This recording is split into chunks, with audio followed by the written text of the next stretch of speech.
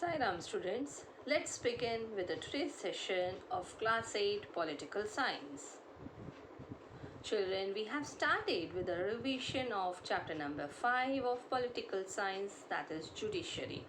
Today we are doing the second part of this and will be completing the revision of this chapter in this session today. Now in our content, just we will have a quick recap of what we have learned in the previous one. See, you saw the introduction, you saw that the rule of law, that means the judicial system, it consists of the mechanism of courts that a citizen can approach when a law is violated, right? Judiciary plays a very crucial role in the functioning of India's democracy. This is what you have learned in the introduction. Then you saw the role of the judiciary. See, we have seen the work that the judiciary does can be divided into the following things. That is, first is the dispute resolution. That means it has a mechanism for resolving disputes. But among whom? Between citizens and the government, then between two state governments, and between the center and the state governments. Then we have seen the topic judicial review. That is also the important work of the judiciary. In that, what the judiciary has the power. What power has been given to them? To strike down the particular laws that has been passed by the parliament if it believes that these are a violation of the basic structure of the constitution. That is included in the judicial review. Then the third important role is the upholding the law and enforcing fundamental rights. In that, we have seen that every citizen of India can approach the Supreme Court or the High Court if they believe that their fundamental rights have been violated. So this is what you have seen in the role of the judiciary. Then the next topic we have learned is what is an independent judiciary. Independent judiciary, basically it is dependent on the separation of powers. That means the key feature of the constitution is here are the branches of government, the legislature and the executive. They cannot interfere in the work of the judiciary, right? Then after that, you saw that independence of the judiciary allows the court to play a central role. How? In ensuring that there should not be any misuse of the power. By whom? Those who have the power, that is the legislature and the executive. They should not misuse the power. Then also it plays a very crucial role in protecting the fundamental rights of citizens. Right? We know this very well. Anyone can approach the court if they believe or that their rights have been violated. Then the next topic we have seen is what is the structure of courts in India. See, in that through the pyramid you have learned that lower level is there at the below. At the top is the Supreme Court, then the middle is the High Court, then the lower level court. Right? It is divided in three different levels of courts in our country. So we have seen the lower level means the courts that most people interact with, that is the lower level court, that is subordinate or district courts. That courts are also called as the tehsil level courts or the town level court, right? Then we have seen that each state is divided into districts that are presided over by a district judge. Judge is there for each and every type of court that we have in the district level. Okay, so district judge is there to take the decision in that. Then each state has a high court, which is the highest court of that particular state. Then at the top is the Supreme Court, that is located in New Delhi, right? And we have seen that also. And who presides over the Supreme Court? The Chief Justice of India. We have seen the decisions made by the Supreme Court are binding on all other courts in India, right? This is what you have learned in your structure of courts, correct? Then after that, children, now the next topic that we are going to start in today's session is what are the different branches of the legal system.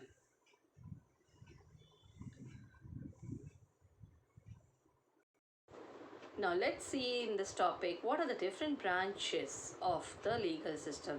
See, we know in addition to the criminal law, the legal system also deals with the civil law cases. Now, a civil law was passed to protect women against domestic violence. That was passed in the year 2006. Now, let's move to the difference, that is the difference between the criminal law and the civil law. See, we know we have the different branches of the legal system that is divided in two, that is criminal law and civil law. Now, who can approach to the criminal law and who can go to the civil law? Now, let's see the first point here. See, criminal law deals with the conduct or acts that the law defines as offenses. For example, the theft, harassing a woman to bring more dowry, or the murder.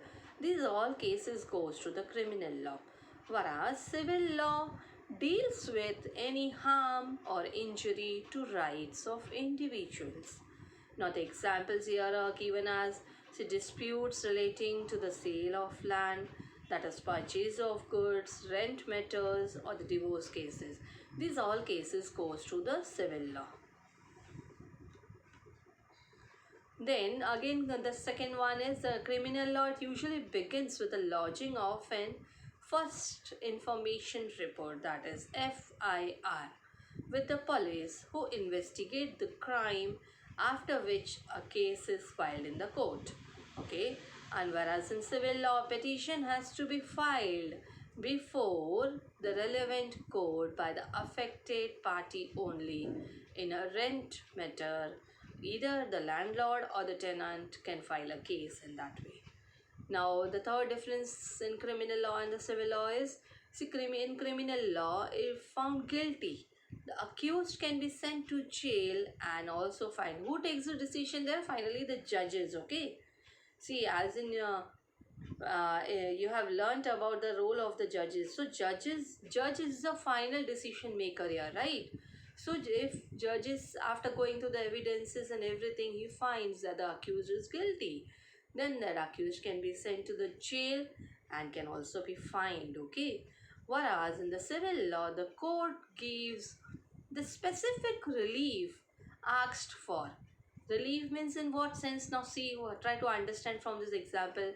See, in a case between a landlord and a tenant, the court can order the flat to be vacated and pending rent to be paid.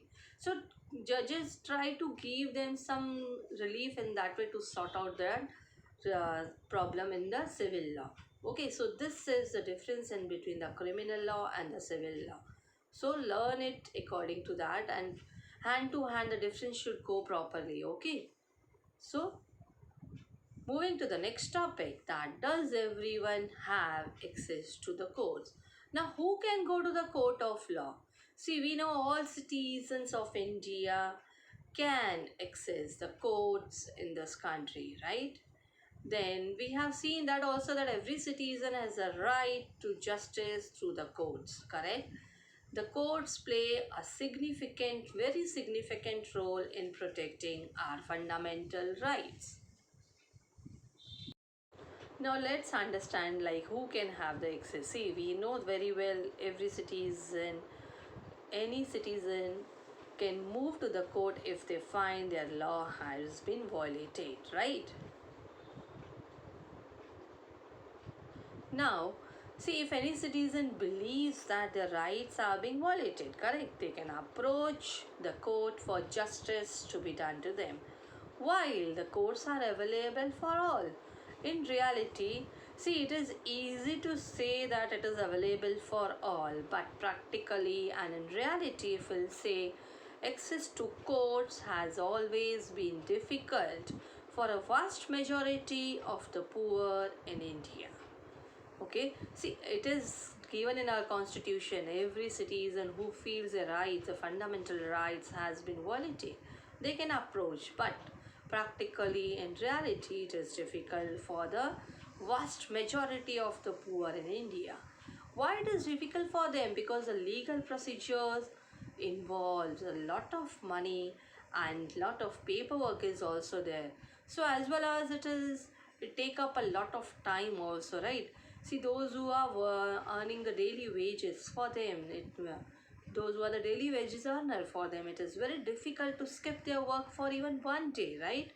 So, as the legal procedure involves a lot of money and paperwork, as well as take up a lot of time for a poor person who cannot read and whose family depends on a daily wage, the idea of going to court to get justice often seems remote. So, that is the reason in reality, access to court for the majority of the poor people in India is very difficult. Now, so in response to this, what is there? The Supreme Court in the early 90s, they devised a mechanism of PIL, that is public interest litigation, to increase the access to justice. Now, what is that PIL?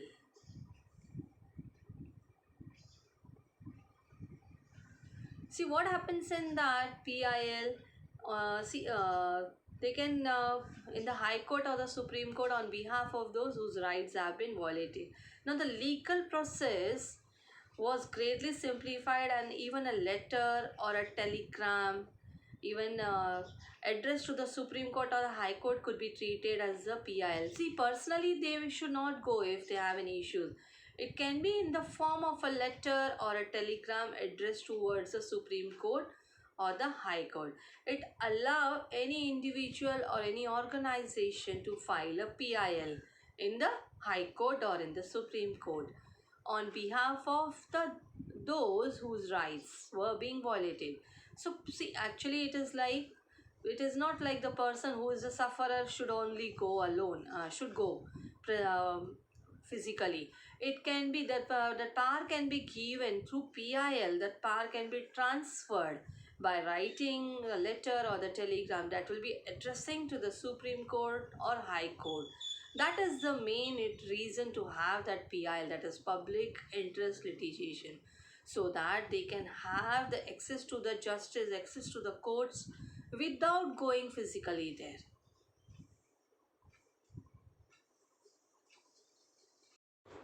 So, for the common person, access to courts is the access to justice. The courts exercise a crucial role in interpreting the fundamental rights of citizens. So, if we'll talk about the courts interpreted Article 21 of the Constitution on the right to life to include the right to food. They therefore ordered the state to take certain steps to provide food for all, including the midday meal scheme. So the another issue we can say is, see, there are also court judgments that people believe work against the best interest of the common person. We have seen the example of the activist also who work on issues concerning the right to shelter and housing for the poor, as he believes that the recent judgments on the evictions are far cry from the earlier judgments. So we have seen the example based on that. And then the another issue that affects the common person's access is access to justice is the inordinately long number of years. See, suppose a poor person has approached to the court, has gone to the court for justice, but it takes a long number, many years it takes for the courts to hear a case. It takes many years together, so it is very difficult to go for so many times in the court again and again for the poor people. So again, this is also one of the important reason why the common person cannot have the access to court, due to that long number of years that courts take to hear a case.